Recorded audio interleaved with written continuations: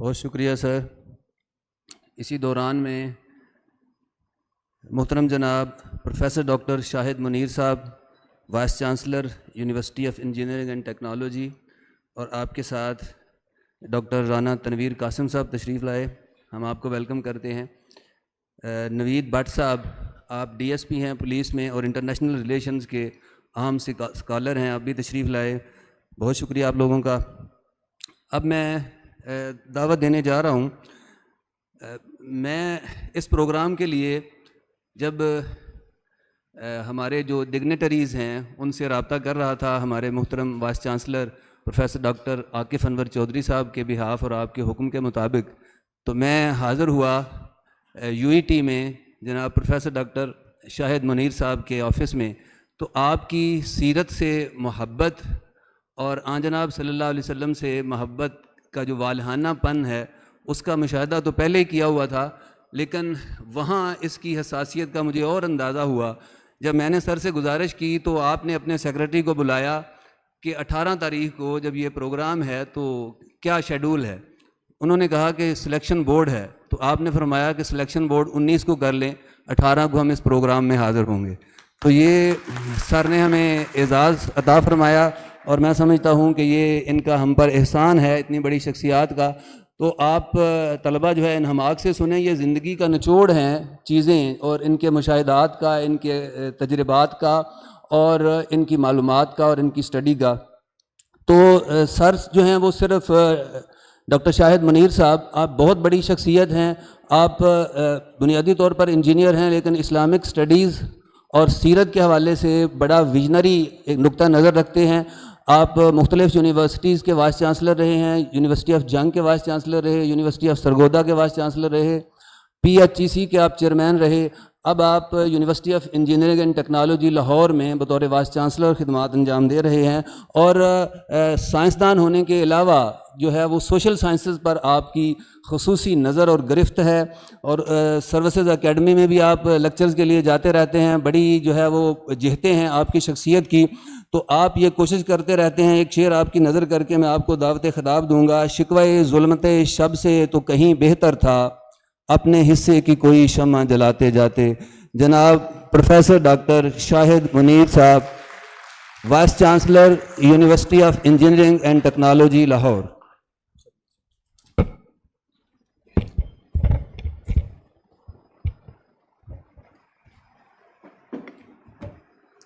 بسم اللہ الرحمن الرحیم۔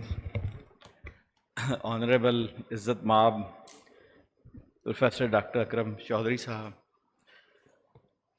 آنریبل وائس چانسلر محمد عاقف انور صاحب، ہمارے بھائی اور ہمارے بزرگ چیف گیسٹ جن سے ہمیشہ ہی ہم نے انسپائریشن لی ہے اپنی زمانہ طالب علمی سے لے کے آج تک، محترم مجیب الرحمان شامی صاحب، معزز اساتذہ کرام اور اسٹوڈنٹس، السلام علیکم۔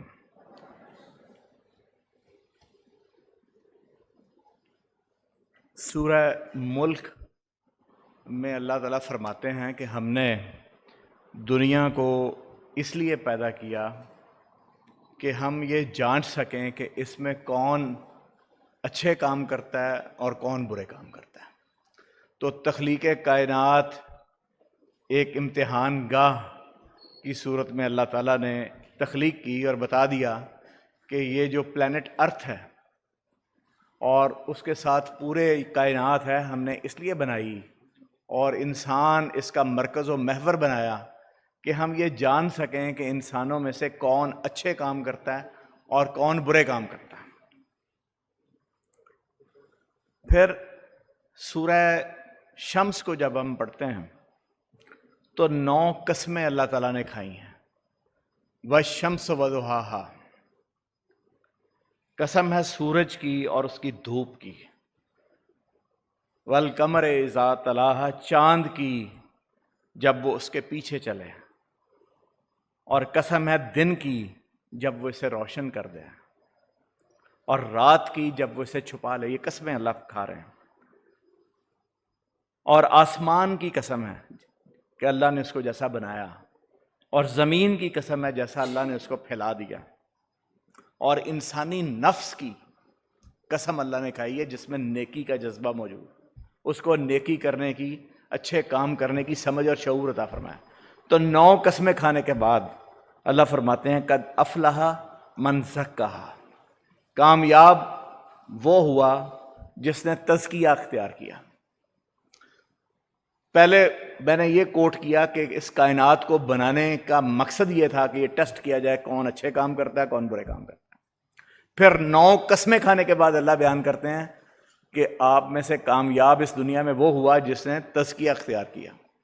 اسی طرح سورہ اعلیٰ جب ہم پڑھتے ہیں تو سورہ اعلیٰ میں بھی اللہ فرماتے ہیں قد افلح من تزکا، بس کامیاب وہ ہوا جس نے تزکیہ اختیار کیا، وہ فلاح پا۔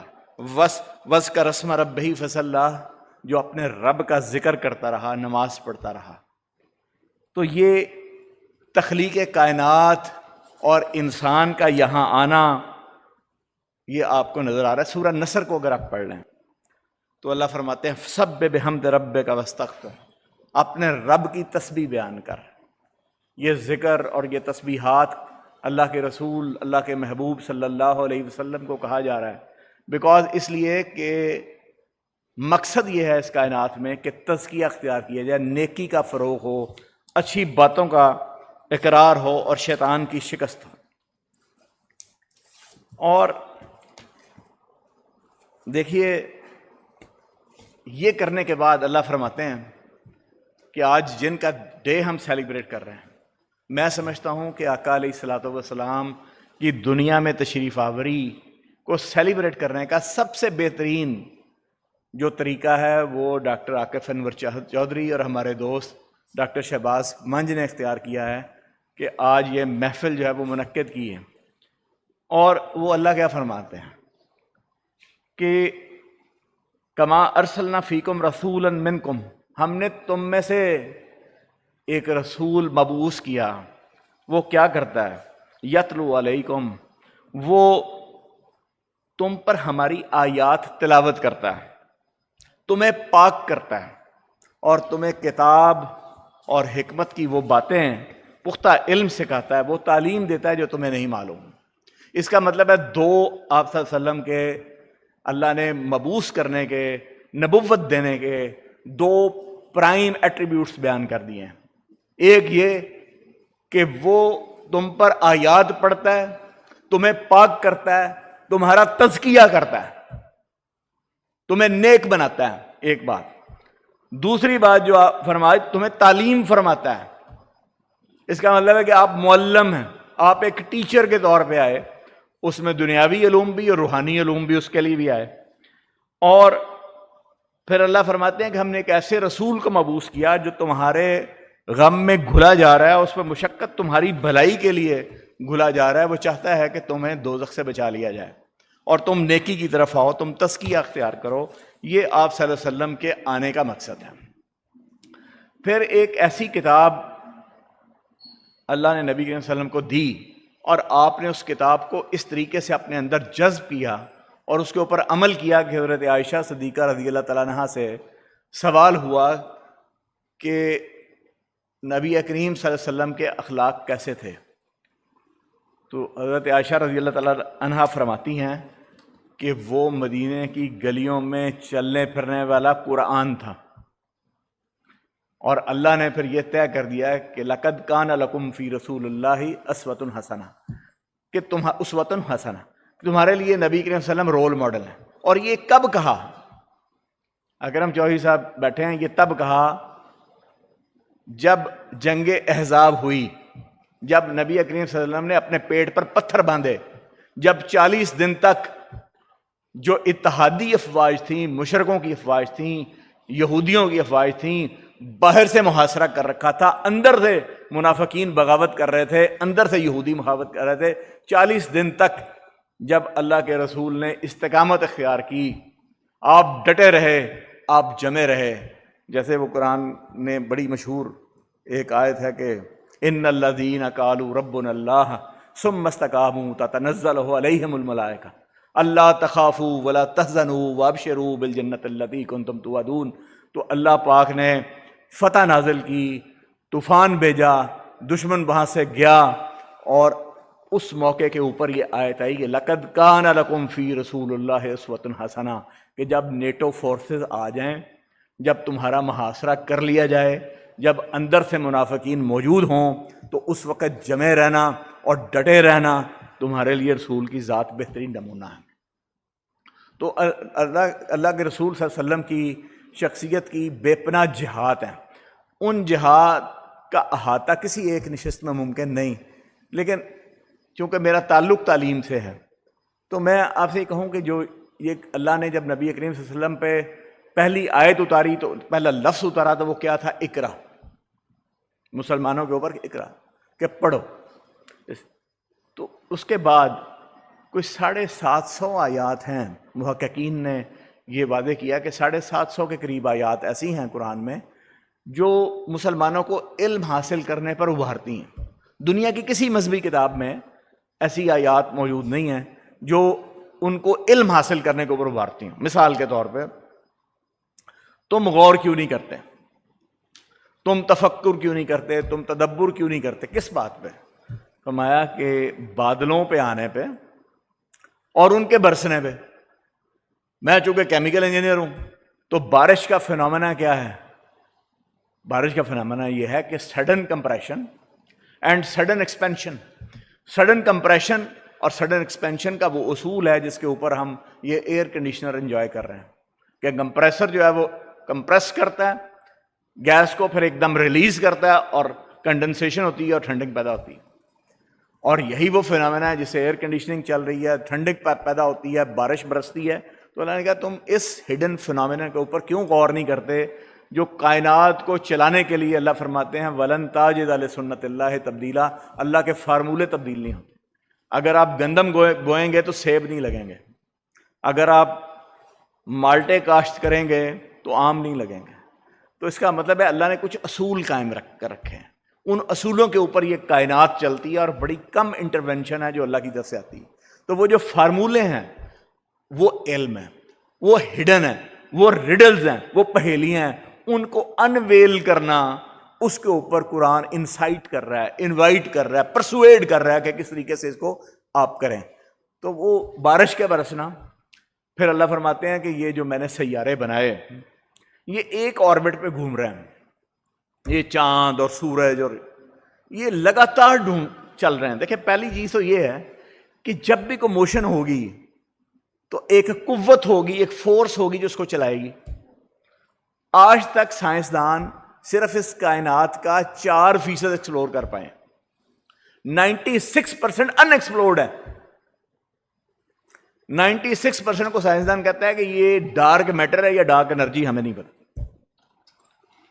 ایک طرف ہم کہتے ہیں کہ 2.5 لاکھ سال پرانی، 4 لاکھ سال پرانی یہ دنیا ہے۔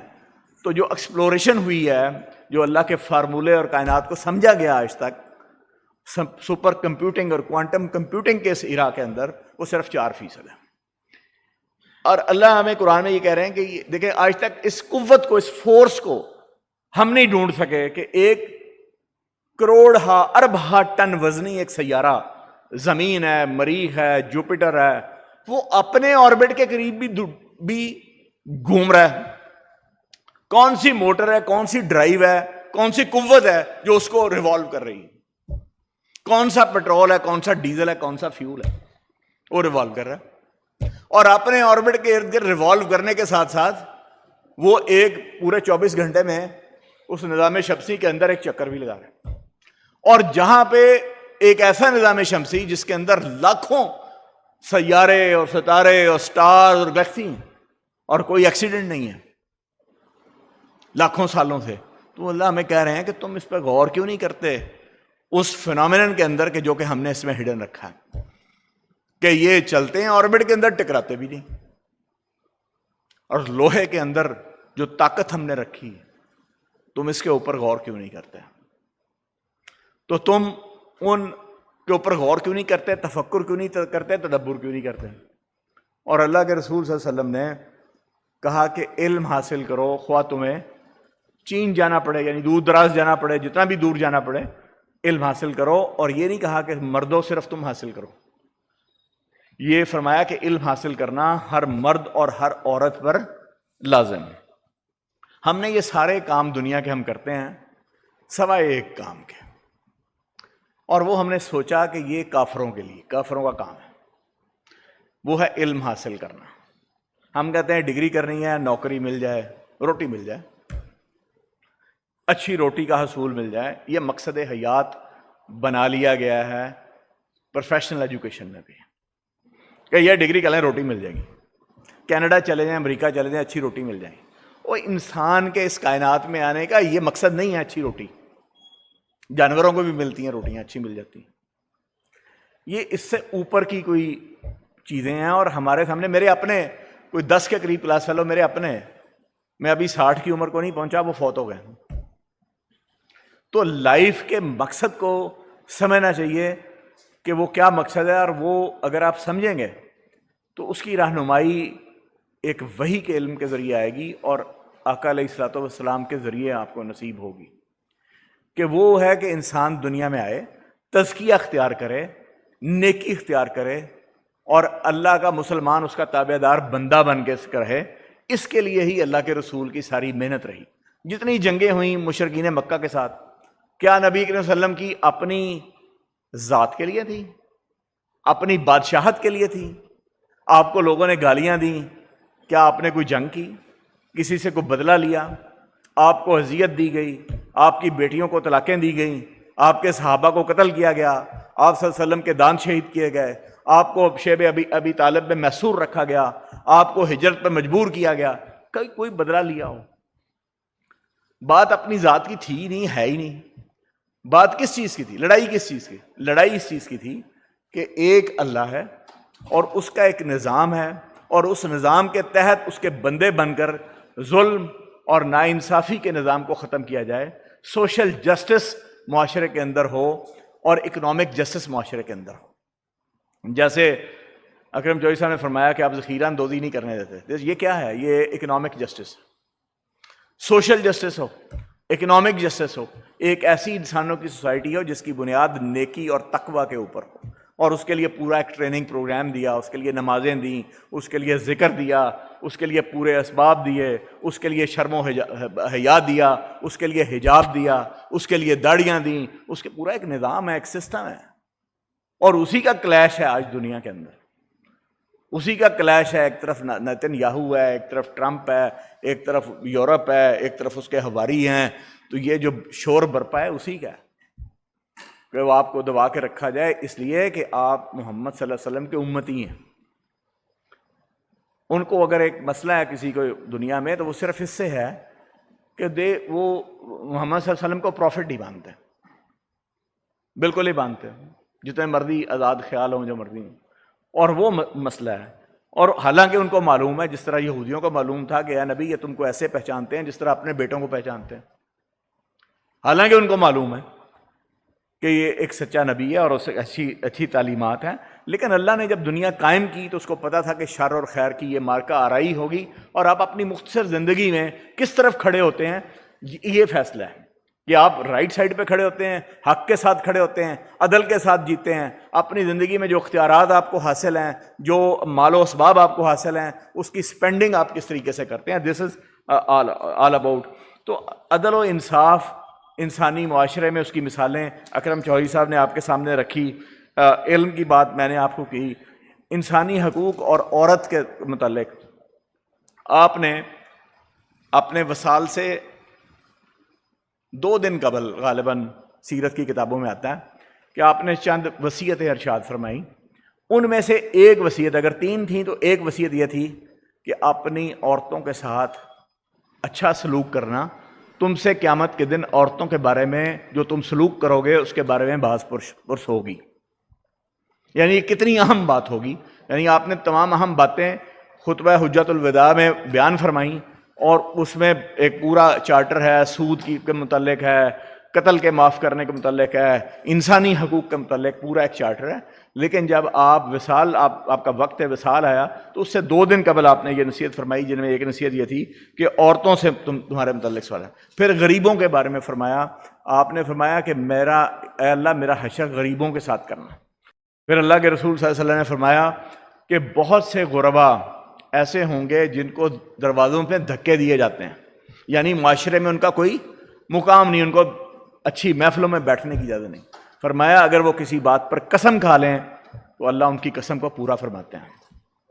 تو غریبوں کے بعد آپ نے ساری زندگی کبھی امیری اختیار نہیں کی، غربت کی زندگی گزاری، آپ چٹائی کے اوپر لیٹتے رہے، آپ کے بدن مبارک کے اوپر چٹائی کے پرنٹس چھپ جاتے تھے، اور صحابہ کرام آپ کو کہتے تھے کہ ہم آپ کے لیے اچھا بستر مہیا کرتے تھے، آپ فرماتے نہیں، یہ دنیا ایک مسافر خانہ ہے اور اس میں سے ہمیں گزرنا ہے اور اس کے ساتھ اپنے آپ کو آلودہ نہیں کرنا۔ اور جب لاکھوں دینار اور وہ آتے تھے آپ کے پاس مال غنیمت، آپ کو نیند نہیں آتی تھی جب تک شام تک آپ اس کو ڈسٹریبیوٹ نہیں کر دیتے تھے لوگوں کے اندر۔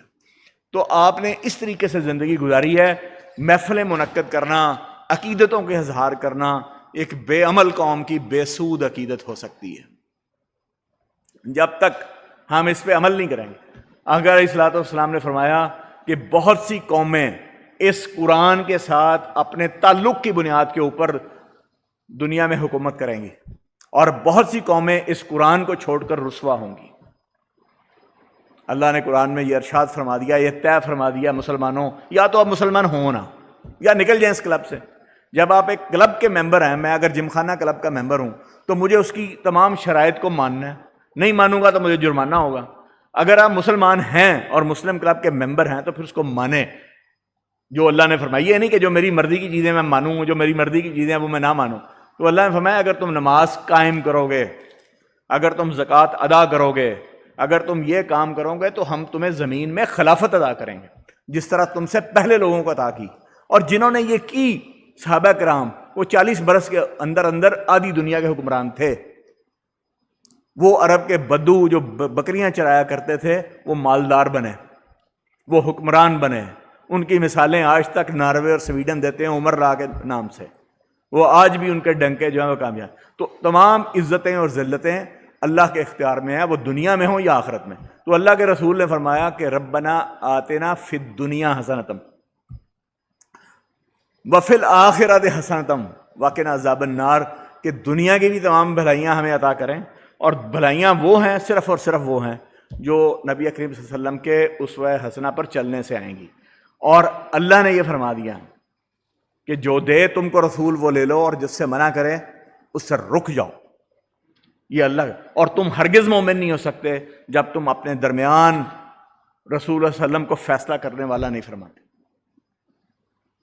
آپ نے فرمایا کہ اطیعوا اللہ، اللہ قرآن فرماتی اللہ واطیعوا الرسول واولو الامر منکم فان تنازعتم فی شیء فردوہ الی اللہ والرسول، کہ اطاعت کرو اللہ کی اور اس کے رسول کی، اور جو تم میں حاکم ہوں لوکل لیول پہ یا اوپر لیول پہ، اور اگر تمہارا ان سے کسی بات میں اختلاف ہو تو فردوہ الی اللہ والرسول، اللہ اور اس کے رسول کی طرف پڑھ دو۔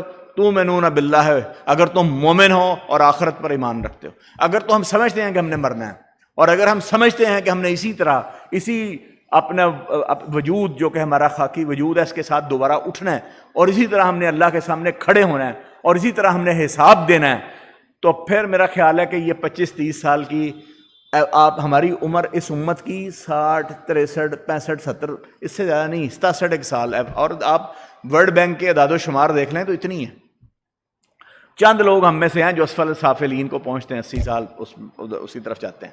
میجورٹی ہماری اس سے پہلے مر جاتی ہے۔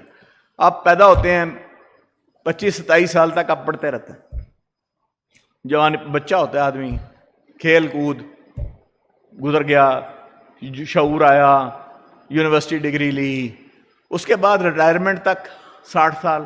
کتنے سال ہیں آپ کے پاس؟ 30 32 35، اور پھر قبر ہے۔ 30 32 35 سال کے لیے اگر ہم اپنی ابدی زندگی کو خراب کرنا چاہتے ہیں تو میرا خیال اس سے بے وقوفانہ حماقت نہیں۔ اللہ کے رسول صلی اللہ علیہ وسلم سے سوال کیا گیا کہ یا رسول اللہ صلی اللہ علیہ وسلم سب سے عقل مند کون ہے؟ آپ صلی اللہ علیہ وسلم نے فرمایا وہ جو کثرت سے موت کو یاد کرتا ہے اور اس کی تیاری کرتا ہے کہ اس نے اس کے لیے آگے کیا بھیج رکھا ہے۔ تو آپ اگر، میری ایک نصیحت ہے کہ ہر روز قرآن کی 3 آیات ضرور تلاوت کریں اور ترجمے کے ساتھ۔ اگر ہم اپنا تعلق اس قرآن کے ساتھ جوڑ لیں گے، قرآن فہمی کے ساتھ، آپ یقین کریں کہ ہم سیدھے رستے پر رہیں گے۔ یہ اس قدر خوبصورت کتاب ہے، آپ کے دل کو اس طریقے سے جکڑ لیتی ہے، اور اس طرح اس سے اندر سے حکمت اس طرح سے عیاں ہوتی ہے کہ آپ حیران ہو جائیں گے۔ آپ کے دنیاوی مسائل حل ہوں گے. میں آپ کو بتاؤں آپ کے دنیا کے مسائل حل ہوں گے, آپ کی آخرت کے. آپ کو قرآن کے ساتھ جڑنا ہے. آج کے نوجوان کا سب سے بڑا مسئلہ یہ ہے کہ وہ انٹرنیٹ کے اوپر جو ہے نا وہ 16 گھنٹہ بیٹھے گا, وہ ٹک ٹاک کرے گا, وہ فضولیات اور لغویات کے اندر اپنے آپ کا مشغلہ کرے گا, وہ دنیاوی روٹی روزی کی جو تعلیم ہے اس کے پیچھے برباد ہوتا پھرے گا, ٹکریں مارتا پھرے گا, لیکن وہ اپنی ذات کی اصلاح اور اپنی آخرت کی فکر کے لیے وہ قرآن کے ساتھ نہیں جڑے گا. ایک ایسی کتاب جو اس کے لیے نور ہدایت تھی, جو آقا علیہ الصلوۃ والسلام کے اوپر نازل فرمائی گئی, اس کو ہم کھولنے کو تیار نہیں, اس کو ہم پڑھنے کو تیار نہیں. ہاں, محبت کا اظہار. اب مجھے یہ بتائیے کہ آپ کے والد ہیں, وہ آپ سے کہیں کہ مجھے پانی کا گلاس پکڑا دیں, تو آپ کہیں مجھے آپ سے محبت بڑی ہے لیکن آپ خود پی لیں. یہ کس قسم کی محبت ہے کہ میں چلوں تو اس کے الٹ, میں بینک اکاؤنٹ کھولوں تو سود, کاروبار کروں تو سود, میں جو بھی عمل کروں وہ سود کے اوپر مبنی ہو, اور میں جو کام کروں میری شکل ہو تو وہ یہودیوں اور عیسائیوں والی, میں اپنے سارے معاملات جو کر رہا ہوں وہ اسی بنیاد کے اوپر کر رہا ہوں, پیسوں کو اسی طرح جوڑ رہا ہوں, میں اپنی انویسٹمنٹ کر رہا ہوں تو اس طرح کر رہا ہوں. تو آپ اس چیز کو مد نظر رکھیں. اللہ پاک, اللہ نے ٹیسٹ کیس لگا رکھے ہیں. کیا ہم منافقین میں تو نہیں گئیں؟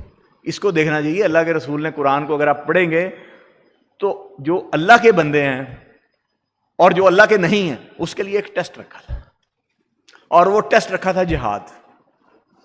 جب آپ, اللہ فرماتے ہیں تم جہاد کی کال دو, جب آپ صلی اللہ علیہ وسلم جہاد کی کال دیتے تھے تو جن کے دل میں نفاق تھا وہ بہانے گڑتے تھے کہ ہم نہیں جا سکتے, ہمیں یہ ہو گیا, ہمارا وہ ہو گیا, ہماری وہ پیچھے بھینس مر جائے گی, ہمارا فلاں ہو جائے گا. تو پتہ چل جاتا تھا کہ ان میں سے کون منافق ہیں, اور جو بڑے ذوق و شوق سے آتے تھے کہ ہم اللہ کے راستے میں مرنے کے لیے تیار ہیں. اللہ فرماتے ہیں کہ اگر یہ دعویٰ کرتے ہیں کہ یہ اللہ کے دوست ہیں تو ان سے کہو کہ اللہ کی راہ میں موت کی آرزو کریں, اور یقین رکھو یہ ہرگز نہیں کریں گے. تو جنت آپ سمجھتے ہیں کہ آخری زندگی, اور جنت یہاں بھی اٹھکیلیاں کرتے رہیں گے, یہاں بھی نبی صلی اللہ علیہ وسلم کی ہر بات کی مخالفت کریں گے, اور ہر طرف یہ چلتا رہے گا سلسلہ, اور پھر خوشی خوشی جنت میں بھی داخل ہو جائیں گے. تو بھائی ایسا نہیں ہو سکتا. اور پھر حکومتیں بھی مل جائیں گی اور عروج بھی مل جائے گا, اور سائنس اور ٹیکنالوجی میں بھی ہم نہ پڑھیں گے, وہ کافر پڑھتے رہیں, ایجادات وہ لاتے رہیں, اور دنیا میں ہماری حکمرانی ہو. ایسا نہیں ہو سکتا. اللہ نے فارمولے قائم رکھ لے. یہ ان کو ملنی ہے جنت جنہوں نے کوشش کری کی, جنہوں نے جہاد کیا, جنہوں نے تزکیہ کیا, جنہوں نے نیکی کا راستہ اختیار کیا. اور دنیاوی حکمرانوں بھی انہی کو ملنی ہے جنہوں نے علم حاصل کیا, جنہوں نے سائنس اور ٹیکنالوجی حاصل کی, جنہوں نے اپنی ذاتی خواہشات کو اللہ کے راستے میں اللہ کے ساتھ تجارت کی, اپنے جان و مال کو بدلا. تو یہ ایک پورا, یہ آسان نہیں ہے. تو یہ کہتے ہیں کہ یہ عشق نہیں آسان, بس اتنا سمجھ لیجیے کہ ایک آگ کا دریا ہے اور ڈوب کے جانا ہے. یہ ایک بڑا محنت طلب اور مشقت, قدم قدم پر ایک امتحان ہے, اور اس امتحان سے ہمیں گزرنا ہے. اور نبی کریم صلی اللہ علیہ وسلم سے ہماری تعلق کی جو بنیادیں ہیں, آپ اس وقت تک مومن نہیں ہو سکتے جب تک آپ اپنے ماں باپ, اپنی اولاد, اپنی بیوی بچوں, سب سے زیادہ نبی صلی اللہ علیہ وسلم سے محبت نہ کریں. اقبال اس زمانے کا, اس بر صغیر کا سب سے بڑا دماغ ہے, علی دماغ ہے, اور صدیوں تک اس جیسا شخص پیدا نہیں ہوگا. اس کے اگر آپ پڑھیں گے اس کے افکار تو وہ کہتا ہے کہ دہر میں اسم محمد سے اجالا کر دے, قوت عشق سے ہر پست کو بالا کر دے. اس کی گہرائی کو سمجھیں وہ کیا کہہ رہا ہے. اور جب شکوہ جواب شکوہ لکھتا ہے تو اس کا اینڈ کہاں کرتا ہے, ان تمام مسائل اور رونوں کا علاج کیا کرتا ہے, اس ذلت کا, بربادی کا جو آج فلسطین میں ہو رہی ہے. اس زمانے میں بھی ایسا ہی تھا جب سیکنڈ ورلڈ آرڈر تھا. آج بھی وہی ورلڈ آرڈر ہے جو امریکہ کو ٹرانسفر ہو رکھا ہے. آج بھی وہی ذلتیں ہیں جو ملت اسلامیہ کا مقدر ہے. تو اقبال نے بھی سارا دماغ لڑانے کے بعد ایٹ دی اینڈ اس نے ایک ہی نچوڑ کیا تھا کہ کی محمد سے وفا تو نے تو ہم دے رہے ہیں. جہاں چیز ہے کہ لوح قلم دے رہے ہیں کہ جو مرضی لکھ لے, مقدر میں حاکمیت لکھ لو, دولت لکھ لو, جو مرضی لکھ لو. تو اس سے بغیر کوئی چارہ نہیں ہے آپ کے لیے اگر آپ دنیا میں عروج حاصل کرنے سے چاہتے ہیں کہ آپ نبی کریم صلی اللہ علیہ وسلم کے دامن سے وابستہ ہوں, اپنے آپ کو سرنڈر کریں, اللہ اور اس کی رسول کی ول کے سامنے اپنے آپ کو سرنڈر کریں. جب تک آپ وہ سرنڈر نہیں کریں گے آپ کے اوپر یہ تباہیاں نازل ہوتی رہیں گی, چھوٹے آفات بھی آتے رہیں گے, آپ دنیاوی اور تعویلیں ڈھونڈتے رہیں گے, سائنٹیفک فنامن ڈھونڈتے رہیں گے. آپ کے لیے اچھا پروفیشنل، اچھا سائنسدان ہونے کے ساتھ ساتھ یہ ضروری ہے کہ آپ ایک اچھا مسلمان ہوں اور نبی کریم صلی اللہ علیہ وسلم سے محبت کرنے والا اور ان کی اطاعت کرنے والا ایک اچھا سچا مسلمان بنے. یہی آپ کے لیے نسخہ کیمیا، اور یہی میں سمجھتا ہوں میری زندگی کا نچوڑ اور میری فائنڈنگز یہ ہیں جو میں نے آپ کی خدمت میں پیش کی. Thank you very much.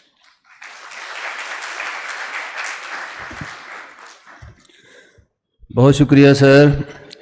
آپ نے چمی گویم مسلمانم بلرزم کہ دانم مشکلات لا الارا اس طرف ہماری توجہ دلائی، اور قرآن سے تمسک اختیار کرنے کی کہ آن کتاب زندہ قرآن حکیم حکمت او لا یزال استو قدیم. اس کے بعد میں دعوت دیتا ہوں ہمارے مہمان خصوصی جناب مجیب الرحمان شامی صاحب کو. آپ ایک عہد ہیں صحافت کا، پاکستان کی تاریخ کا، اور جو آپ کا تعلق دین سے ہے اس سے بھی سارے لوگ واقف ہیں. تو آپ تشریف لاتے ہیں. اقبال کا شعر ان کے آتے تک ان کی نظر، زبیرون در گزشتم زدرون خانہ گفتم سخن ناگفتہ را چے کلندرانہ گفتم.